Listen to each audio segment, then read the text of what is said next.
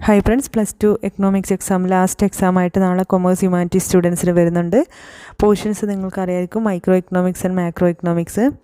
Micro എക്കണോമിക്സിനെ സംബന്ധിച്ചിടത്തോളം ആദ്യത്തെ 5 ചാപ്റ്ററും ഉണ്ട്, 6ാമത്തെ ചാപ്റ്റർ ഡിലീറ്റഡ് ആണ്. മാക്രോനെ സംബന്ധിച്ചിടത്തോളം 4 ചാപ്റ്ററാണുള്ളത്. ഇപ്പോൾ സെക്കൻഡ് ഇയറിൻ്റെ ഇതുവരെയുള്ള എക്സാം കഴിഞ്ഞപ്പോൾ നിങ്ങൾക്ക് മനസ്സിലായിട്ടുണ്ടാവും സെക്കൻഡ് ടേമിൻ്റെ പോർഷനിൽ നിന്നാണ് കൂടുതൽ ക്വസ്റ്റ്യൻസ് വരുന്നതെന്ന്.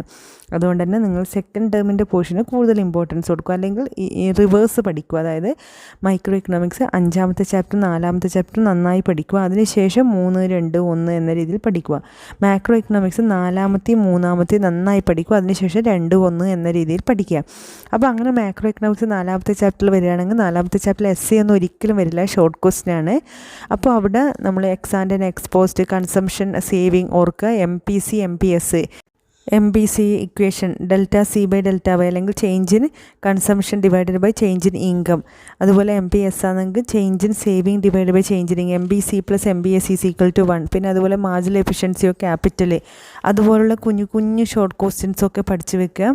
അതുപോലെ ആ ഒരു ചാപ്റ്റർ വരുമ്പോൾ ആഗ്രിഗേറ്റ് സപ്ലൈ, AS കർവ് എങ്ങനെയാണ് വരയ്ക്കുക, AD കർവ് എങ്ങനെയാണ് വരയ്ക്കുക നോക്കി വെക്കുക. AD ASും കൂട്ടിമുട്ടുന്ന പോയിൻറ്റിന് ഇഫക്റ്റീവ് ഡിമാൻഡ് എന്ന് പറയും. അപ്പോൾ അതിന് ആ കൂട്ടിമുട്ടുന്ന തൊട്ട് മുന്നേ AD > AS, അതിനുശേഷം AD < AS, ആ രീതിയിലുള്ള ഇക്വേഷൻസ് ഒക്കെ ഒന്ന് നോക്കി മനസ്സിലാക്കുക. പിന്നെ multiplier, output multiplier, income multiplier, expenditure multiplier, അത് മൾട്ടിപ്ലയർ K എന്ന ലെറ്റർ കൊണ്ട് സൂചിപ്പിക്കും. Change in income divide by change autonomous factor എന്നുള്ള ആ ഇക്വേഷൻ ജസ്റ്റ് ഒന്ന് നോക്കി വെക്കുക. പാരഡോക്സ് ഓഫ് ത്രിഫ്റ്റ് നോക്കി വെക്കുക. ഈ ചാപ്റ്ററിന് എപ്പോഴും ഒരു 5, മാക്സിമം ഈ എക്സാമിന് ഒരു 6, ഒരു essay ഒരിക്കലും ചോദിക്കില്ല. ഷോർട്ട് ക്വസ്റ്റ്യൻ, 1 മാർക്കിൻ്റെ ക്വസ്റ്റ്യൻ, 2 മാർക്കിൻ്റെ, അങ്ങനെയൊക്കെയാണ് ഈ ചാപ്റ്ററിൽ നിന്ന് വരിക. എന്നാൽ മാർക്ക് സ്കോർ ചെയ്യാൻ വേണ്ടി എളുപ്പമുള്ള ഒരു ഏരിയയാണ്, പ്രത്യേകം ശ്രദ്ധിക്കുക. പിന്നെ essay ഉറപ്പായിട്ട് വരുമെന്ന് പറയാൻ പറ്റുന്നത് മാക്രോ എക്കണോമിക്സ് 3ാമത്തെ ചാപ്റ്റർ തന്നെയാണ്. മണി ആൻഡ് ബാങ്ക്, ബാർട്ടർ സിസ്റ്റത്തിൻ്റെ പോരായ്മ ഓർക്കുക, പണത്തിൻ്റെ ധർമ്മങ്ങൾ ഓർക്കുക. അതേപോലെ തന്നെ ഏറ്റവും പ്രധാനം ഓർക്കേണ്ടത് monetary policy of RBI, reserve bank of ഇന്ത്യയുടെ പണനയങ്ങൾ. അത് എല്ലാ പോയിൻറ്റ്സും essay ആണ്, അപ്പോൾ എല്ലാ പോയിൻറ്റ്സും പ്രത്യേകം ഓർത്ത് വെക്കേണ്ടതാണ്. നമുക്കറിയാലോ, bank rate, open market operations, അതുപോലെ തന്നെ CRR, SLR എല്ലാം പ്രത്യേകം ഓർത്ത് വെക്കേണ്ടതാണ്. അതുപോലെ തന്നെ ലാസ്റ്റ് നമ്മൾ പ്രിൻറ്റിംഗ് ഓഫ് കറൻസിയിലേക്ക് വരുന്നതും, അതുപോലെ moral suasions, penal action, punishment, marginal requirement, എല്ലാ പോയിൻറ്റ്സും ഓർത്ത് essay ആണ്, ഡീറ്റെയിൽ ആയിട്ട് എഴുതിയിരിക്കണം. പിന്നെ ലിക്വിഡിറ്റി ട്രാപ്പൊക്കെ ചിലപ്പോൾ 1 മാർക്കിന് വന്നേക്കാം. അതുപോലെ demand for money, supply of money, M1, M2, M3, M4, demand for money വരെയാണ്. നമ്മൾ transaction, demand for money, transaction motive, speculatory motive, അതൊക്കെ ഓരോ മാർക്കിന് അല്ലെങ്കിൽ 2 ചെറിയ ക്വസ്റ്റിനേ വരാൻ സാധ്യതയുള്ളൂ. പിന്നെ നമ്മൾ കമേഴ്ഷ്യൽ ബാങ്ക്, റിസർവ് ബാങ്കിൻ്റെ ധർമ്മങ്ങളും ഒന്ന് ഓർത്ത് വെച്ചോളൂ. അതൊക്കെ 2 തവണ വായിച്ചാൽ തന്നെ നിങ്ങൾക്ക് നന്നായി ചെയ്യാൻ പറ്റും. ഈ മണി ആൻഡ് ബാങ്കിങ് സിമ്പിളായ ചാപ്റ്ററാണ്, നന്നായിട്ട് ഓർത്ത് വെക്കാൻ വേണ്ടി ശ്രമിക്കുക. പിന്നെ മാക്രോ സെക്കൻഡ് ചാപ്റ്ററിലേക്ക് വരുമ്പോൾ മെത്തേഡ്സ് ഓഫ് കാൽക്കുലേറ്റിംഗ് GDP എല്ലാം എന്നും ചോദിക്കുന്ന പോലെ തന്നെ, അതുപോലെ GDP ആൻഡ് വെൽഫെയർ, ആ 4 പോയിൻറ്റ്സ് ഓർത്ത് വെക്കുക, GDP ആൻഡ് വെൽഫെയറിൻ്റെ. അതേപോലെ തന്നെ ആ ചാപ്റ്ററിൽ സ്റ്റോക്ക് ആൻഡ് ഫ്ലോ, ഇങ്ങനെ കുഞ്ഞു കുഞ്ഞു കുറേ കോൺസെപ്റ്റുകളുണ്ട്. സ്റ്റോക്ക് ആൻഡ് ഫ്ലോ എങ്ങനെയാണ്, അതുപോലെ circular flow of income and expenditure, circular flow of നമ്മൾ ഹൗസ് ഹോൾഡ് ഫേം, 2 സെക്ടർ മോഡലിലെ സർക്കുലർ ഫ്ലോ, അങ്ങനെയുള്ള ചെറിയ ചെറിയ ക്വസ്റ്റ്യൻസൊക്കെ ഓർത്ത് വെക്കുക. അതും ചിലപ്പോൾ ചെറിയ മാർക്കിനാണെങ്കിൽ വരാൻ സാധ്യതയുണ്ട്. പിന്നെ ഫസ്റ്റ് ചാപ്റ്റർ, മാക്രോ ഇക്കണോമിക്സിൻ്റെ ഫസ്റ്റ് ചാപ്റ്റർ വരുന്ന കെയ്നീഷ്യൻ റവല്യൂഷൻ, ആ ഒരു, അല്ലെങ്കിൽ emergence of macro economics, Keynesian revolution എന്നുള്ള ആ പാർട്ട് ഓർത്ത് വെക്കുക. ക്ലോസ്ഡ് ഇക്കോണമി, ഓപ്പൺ ഇക്കോണമി, മാക്രോന്ന് ഇത്രയും പോർഷൻസ് മാത്രമേ വരുന്നുള്ളൂ. ഏറ്റവും ഇമ്പോർട്ടൻ്റ് ആയത് മാക്രോ എക്കണോമിക്സിൽ ഞാൻ എടുത്തു പറയുവാണെങ്കിൽ മോണിറ്ററി പോളിസി ഓഫ് RBI ഏറ്റവും പ്രധാനപ്പെട്ട കാര്യമാണ്. അതുപോലെ തന്നെ 4ാമത്തെ ചാപ്റ്ററിലുള്ള MPC, MPS, paradox of thrift, ആ ഏരിയ ഒക്കെ, മൾട്ടിപ്ലയർ, അതൊക്കെ സാധ്യതയുള്ളതാണ്. ഇഫക്റ്റീവ് ഡിമാൻഡ്, കുഞ്ഞു കുഞ്ഞു ക്വസ്റ്റ്യൻ ആയിരിക്കും അത്, എങ്കിലും സാധ്യതയുണ്ട്. പിന്നെ ബാർട്ടർ സിസ്റ്റത്തിൻ്റെ പോരായ്മയും നോക്കി വെച്ചോളൂ. പിന്നെ മറ്റ് 2 ചാപ്റ്ററിൽ നിന്നും ഇത് പ്രധാനപ്പെട്ട, നിങ്ങൾ ഓൺ എക്സാമിനും മിഡ് ടേം എക്സാമിനൊക്കെ നിങ്ങളുടെ സ്കൂളിൽ ഇട്ടിരിക്കുന്ന ക്വസ്റ്റ്യൻസിൻ്റെ പോർഷൻസ് പ്രത്യേകം ശ്രദ്ധിക്കുക, അതുതന്നെ വരാൻ സാധ്യതയുണ്ട്. മൈക്രോ എക്കണോമിക്സ് 5ാമത്തെ ചാപ്റ്റർ പറയുകയാണെങ്കിൽ ഷുവർ ക്വസ്റ്റ്യനാണ് ഞാൻ പറയുന്നത്. പ്രൈസ് സീലിംഗ്, പ്രൈസ് ഫ്ലോർ വിത്ത് ഗ്രാഫ് സഹിതം പഠിച്ചു വെച്ചോളൂ. തറവിലയും അതുപോലെ തന്നെ വിലപരിധി ഗ്രാഫ് സഹിതം പഠിച്ചു വെക്കുക. പിന്നെ നമുക്ക് ഈ ചാപ്റ്ററിൽ ചിലപ്പോഴും essayയും വന്നേക്കാട്ടോ. 5ാമത്തെ ചാപ്റ്ററിൽ essay വരുമെന്ന് പറയുമ്പോൾ മാർക്കറ്റ് ഇക്വിലിബ്രിയം കണ്ടീഷൻ, ഡിമാൻഡ് സപ്ലൈയും ഈക്വലായിട്ട് ഇക്വിലിബ്രിയം സംഭവിക്കുന്ന അല്ലെങ്കിൽ what happen to equilibrium position when supply increases or demand decreases. അപ്പോൾ ഈ സപ്ലൈ ഇൻക്രീസ് എന്ന് പറയുമ്പോൾ സപ്ലൈ കർവ് റൈറ്റ് സൈഡിലേക്ക് ഷിഫ്റ്റ് ആവുന്നു, ഡിമാൻഡ് ഡിക്രീസ് എന്നാണ് വരുന്നത്, ഡിമാൻഡ് കർവ് ലെഫ്റ്റ് സൈഡിലേക്ക് ഷിഫ്റ്റ് ആവുന്നു. ആ രീതിയിലുള്ള ഒരു എസ്എ ക്വസ്റ്റൻ ആയിട്ട് തന്നെ ചിലപ്പോൾ വരാൻ സാധ്യതയുണ്ട്. അതല്ല ഈ ചാപ്റ്ററിൽ ഒരു 2 മാർക്സ് വരാൻ സാധ്യതയുള്ളൂ. ഡിമാൻഡ് ഇക്വേഷനും സപ്ലൈ ഇക്വേഷൻ തന്നിട്ട് what is equilibrium price and equilibrium quantity എന്ന് ചോദിച്ചേക്കാം. അപ്പോൾ supply is equal to demand, D is equal to S S എന്ന് എഴുതിയിട്ട് 2 ഇക്വേഷനും ഈക്വൽ ടു എന്നിട്ടിട്ട് സോൾവ് ചെയ്ത് വരുന്നത്. അപ്പോൾ 5ാമത്തെ ചാപ്റ്ററിലെ ഷുവർ ക്വസ്റ്റൻ ആണ് price ceiling and price floor. പിന്നെ ഇക്വിലിബ്രിയം ക്വാണ്ടിറ്റി ആൻഡ് പ്രൈസ് കാണാൻ വന്നേക്കാം. അതുപോലെ ഇക്വിലിബ്രിയം സിറ്റുവേഷൻ വരച്ചിട്ട് അല്ലെങ്കിൽ സപ്ലൈ വർദ്ധിച്ചാൽ എന്ത് സംഭവിക്കും, ഇക്വിലിബ്രിയം പൊസിഷൻ ഡിമാൻഡ് കുറഞ്ഞാൽ, അങ്ങനെയൊക്കെ ഉള്ള ക്വസ്റ്റ്യൻ വന്നേക്കാം. 100% ഉറപ്പ് എനിക്ക് പറയാൻ പറ്റുന്നത്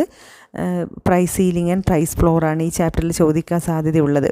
പിന്നെ നമ്മൾ മൈക്രോ ഇക്കണോമിക്സ് 5ാമത്തെ ചാപ്റ്ററിലേക്ക് 5ാമത്തെ ചാപ്റ്റർ ഇപ്പോൾ നമ്മൾ പറഞ്ഞു. 4ാമത്തെ ചാപ്റ്ററിലേക്ക് വരികയാണെങ്കിൽ പെർഫെക്റ്റ് കോമ്പറ്റീഷൻ്റെ സവിശേഷതകൾ, features of a perfect competition എന്നും ചോദിക്കുന്ന ഒരു ക്വസ്റ്റ്യൻ ആണ്. അതുപോലെ തന്നെ equilibrium conditions, profit maximisation conditions under perfectly competitive market situations, അത് സൂപ്പർ നോർമൽ പ്രോഫിറ്റ് കിട്ടുന്നതും നോർമൽ പ്രോഫിറ്റ് കിട്ടുന്നതും. നോർമൽ പ്രോഫിറ്റ് ആണ് പെർഫെക്റ്റ് കോമ്പറ്റീഷനിൽ വരുന്നത് എങ്കിലും 2 situations profit maximisation problem graphical short റണ്ണിൽ ഒരു പക്ഷേ നോർമൽ പ്രോഫിറ്റ് ആണ് പെർഫെക്റ്റ് കോമ്പറ്റീഷനിൽ നമ്മൾ പഠിച്ചിട്ടുണ്ടെങ്കിലും ഷോർട്ട് റണ്ണിൽ കുറച്ചധികം പ്രോഫിറ്റ് വരുന്ന ഗ്രാഫ് ചിലപ്പോൾ ബുക്കിൽ നിങ്ങൾ കാണുന്നുണ്ടാവും. അതും കൂടി നോക്കി വെക്കും, അല്ലെങ്കിൽ നോർമൽ പ്രോഫിറ്റിൽ. അതുപോലെ തന്നെ ആ ചാപ്റ്ററിൽ shut down point, break even point, പിന്നെ പെർഫെക്റ്റ് കോമ്പറ്റീഷൻ്റെ ഇക്വിലിബ്രിയം കണ്ടീഷൻ വരയ്ക്കുമ്പോൾ 3 conditions, MC is equal to MR, MC cut MR from below, price is equal to greater than AV, CAC, ആ 3 പോയിന്റ് ഓർത്ത് വെക്കണം. അതുപോലെ ഷട്ട് down point, break even point. പിന്നെ ഒരു short question, determinants of firm supply curve, price of the commodity, technology of production, അതേപോലെ input prices, unit tax, ആ 4 point ഓർത്ത് വെക്കുക. അത് പിന്നെ ഇലാസ്റ്റിസിറ്റി ഒക്കെ പ്രാധാന്യമുള്ളത് തന്നെയാണ്. പക്ഷേ ഏറ്റവും പ്രധാനപ്പെട്ടത് പെർഫെക്റ്റ് കോമ്പറ്റീറ്റീവ് മാർക്കറ്റ് സിറ്റുവേഷൻ ആ സമയത്ത്. അതുപോലെ പെർഫെക്റ്റ്ലി കോമ്പറ്റീറ്റീവ് മാർക്കറ്റ് സിറ്റുവേഷനിലെ TR കർവ് എങ്ങനെയാണ്, AR കർവ് എങ്ങനെയാണ്, MR കർവ് എങ്ങനെയാണ്. MR കർവും AR കർവും ഒക്കെ സ്ട്രെയിറ്റ് ലൈൻ ആണ്. TR curve 45 degree line upward rising curve അല്ലേ, അത് ആ കർവ് ഗ്രാഫിൻ്റെയൊക്കെ ഷേപ്പൊക്കെ ഒന്ന് ഓർത്ത് വെക്കണേ. ഇതാണ് മൈക്രോ ഇക്കണോമിക്സ് 4ാമത്തെ ചാപ്റ്റർ. 4ഉം 5ഉമാണ് ഏറ്റവും പ്രധാനപ്പെട്ടത്. പിന്നെ 3ാമത്തെ ചാപ്റ്ററിലേക്കൊക്കെ വരുവാണെങ്കിൽ നിറയെ ഗ്രാഫ് ഉള്ളതാണ്. നമ്മൾ returns to scale, law variable proportion അല്ലെങ്കിൽ returns to factor, returns to scale, ആ ഗ്രാഫ് TP, AP, MP എന്നുള്ള ഗ്രാഫൊക്കെ increasing returns to scale, diminishing returns to scale, negative returns to scale. Short run ആണെങ്കിൽ, long run ആണെങ്കിൽ increasing constant, diminishing negative ഉണ്ടാവില്ല. അതുപോലെ cost curve TC, TVC, TFC, ആ ഗ്രാഫിൻ്റെ ഷേപ്പൊക്കെ ഓർത്ത് വെക്കുക. AFC റെക്ടാങ്കുലർ ഹൈപ്പർബോള ഷേപ്പ് ഓർത്ത് വെക്കുക. AC, MC തമ്മിലുള്ള റിലേഷൻ ഓർത്ത് വെക്കുക. വരയ്ക്കുന്നത് എങ്ങനെയാണ് എന്ന് പ്രത്യേകം ശ്രദ്ധിക്കുക. ഇതൊക്കെ 3ാമത്തെ ചാപ്റ്ററിൽ നിന്ന് വരുന്നതാണ്. പിന്നെ 2ാമത്തെ ചാപ്റ്ററിലേക്ക് മൈക്രോ ഇക്കണോമിക്സിലാണ് ബജറ്റ് ലൈനുമായി ബന്ധപ്പെട്ട കാര്യങ്ങൾ പ്രധാനപ്പെട്ടതാണ്. ബജറ്റ് ലൈൻ 2 പ്രൈസ് തന്നിട്ട് P1 P2ൻ്റെ പ്രൈസ് തന്നിട്ട് നമ്മൾ ബജറ്റ് ലൈൻ എങ്ങനെ, P1x1 + P2x2 is equal to M, മണിയും തന്ന് അല്ലെങ്കിൽ ഇൻകവും തന്നു കഴിഞ്ഞാൽ P1ൻ്റെ ഗുഡ് 1ൻ്റെയും ഗുഡ് 2ൻ്റെയും പ്രൈസും തന്നു കഴിഞ്ഞാൽ ബജറ്റ് ലൈൻ ഇക്വേഷൻ എങ്ങനെ ഉണ്ടാക്കാം, ബജറ്റ് ലൈൻ വരക്കുന്ന കാര്യമൊക്കെ ശ്രദ്ധിക്കുക. അതുപോലെ തന്നെ properties of an indifference curve are convex to the origin, higher indifference curve gave higher level of satisfaction എന്നൊക്കെ ഉള്ളതില്ലേ. അതുപോലെ തന്നെ demand, changes in demand, expansion, contraction, increasing, decreasing. അതുപോലെ elasticity, factors affecting elasticity of demand. അതേപോലെ തന്നെ substitutory good, complementary good, inferior good അല്ലെങ്കിൽ Giffen good, അതിനുള്ള examples അതെല്ലാം ഒന്ന് നോക്കി വെക്കണേ. അതുപോലെ തന്നെ consumer's equilibrium, consumer's optimum, budget ലൈനും ഇൻഡിഫറൻസ് കർവും കൂട്ടിമുട്ടുന്ന പോയിന്റിലെ കൺസ്യൂമേഴ്സ് ഇക്വിലിബ്രിയം, കൺസ്യൂമേഴ്സ് ഒപ്റ്റിമം എന്ന് പറയുന്നത്, അതും ഒന്ന് നോക്കി വെച്ചോളൂ. ചെറിയ മാർക്കിനാണെങ്കിലും ഈ ഏരിയയിൽ നിന്ന് വരാം. പിന്നെ 1ാമത്തെ ചാപ്റ്ററിൽ വരികയാണെങ്കിൽ നമ്മൾ സെൻട്രൽ പ്രോബ്ലംസ് ഓഫ് എൻ ഇക്കോണമിയിലെ what to produce, how to produce, for whom to produce, അതുപോലെ മൈക്രോ മാക്രോ ഡിഫറൻസസ്, ആ ഒരു ഏരിയ അല്ലെ, സോഷ്യലിസം, ക്യാപിറ്റലിസം, മിക്സ്ഡ് ഇക്കോണമി, ഇതൊക്കെ ഫസ്റ്റ് ഇയറിൽ നമ്മൾ പഠിച്ചതാണ് അങ്ങനെയുള്ള ഭാഗങ്ങൾ. അപ്പോൾ ഫസ്റ്റ് പോർഷനിൽ നമ്മൾ സെൻട്രൽ പ്രോബ്ലംസ് ഓഫ് എൻ ഇക്കോണമിയും അത് കുറച്ച് കാര്യങ്ങളെ അവിടെ വരുന്നുള്ളൂ. സെക്കൻഡ് ചാപ്റ്റർ ബജറ്റ് ലൈനുമായി ബന്ധപ്പെട്ട കാര്യം, ഇൻഡിഫറൻസ് കർവ്, ഇലാസ്റ്റിസിറ്റി, ഡിമാൻഡിൻ്റെ മായി ബന്ധപ്പെട്ട ചില കോൺസെപ്റ്റ്, അതൊക്കെയാണ് നോക്കി വെക്കണം. അതൊക്കെ നിങ്ങൾ ഓൺ എക്സാമിനും മിഡ് ടേം എക്സാമിനും ഒക്കെ സ്കൂളിൽ നിന്ന് ചെയ്തിട്ടുണ്ടാവും. മൂന്നാമത്തെ ചാപ്റ്റർ വരുമ്പോൾ കോസ്റ്റ് കർവ്സിൻ്റെ ഒക്കെ ഷേപ്പ് പ്രത്യേകം ഓർക്കേണ്ടതാണ്. MCAC തമ്മിലുള്ള റിലേഷൻഷിപ്പ്, TVC, TC, TFC അതൊക്കെ ഇൻവേർട്ടഡ് ഷേപ്പ് കർവിൽ അല്ലെങ്കിൽ AFC റെക്ടാങ്കുലർ ഹൈപ്പർബോള ഷേപ്പ് അതൊക്കെ ഒന്ന് ഓർത്ത് വെക്കണേ. മൈക്രോയിൽ ഏറ്റവും പ്രധാനപ്പെട്ട പ്രൈസിനെയും പ്രൈസ് ഫ്ലോർ ഉറപ്പായിട്ട് നോക്കണം. അതുപോലെ തന്നെ മാർക്കറ്റ് ഇക്വിലിബ്രിയം, ഡിമാൻഡ് സപ്ലൈയും ഈക്വൽ ആവുന്ന പോയിൻറ്റ്, ഇക്വിലിബ്രിയം കണ്ടീഷൻ വരുന്നത്, ഇക്വിലിബ്രിയം ക്വാണ്ടിറ്റി ആൻഡ് പ്രൈസ് എങ്ങനെ തീരുമാനിക്കാം, അതൊക്കെ ഏറ്റവും പ്രധാനപ്പെട്ട ഏരിയ തന്നെയാണ് മൈക്രോ ഇക്കണോമിക്സിൽ വരുന്നത്. പറ്റാവുന്നതൊക്കെ നോക്കുക. ഞാൻ പറഞ്ഞതുപോലെ ബാക്കിൽ നിന്ന് മുന്നോട്ട് പഠിച്ചോളൂ. മൈക്രോ 5 പഠിച്ചിട്ട് 4 പഠിക്കും, എന്നിട്ട് മുന്നോട്ട് വരിക. ഓക്കെ.